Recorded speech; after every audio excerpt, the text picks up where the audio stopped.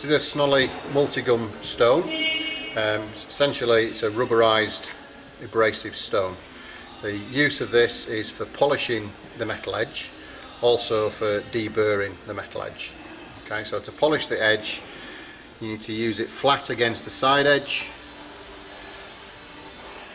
polishing in both directions up and down the edge of the ski along the full length, making sure you keep the stone flat against the edge at all times. And then you need to do the same thing on the base edge, keeping the stone flat against the surface of the edge all the way along the ski. That will get rid of any small shards of metal, and when you're finished with this you should feel that you can actually comfortably run your finger up and down the ski without any metal splinters. The other usage for the gummy stone is for detuning the tip and tail.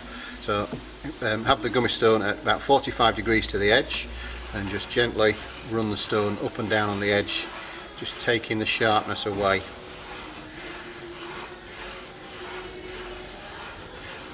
Do that on both sides.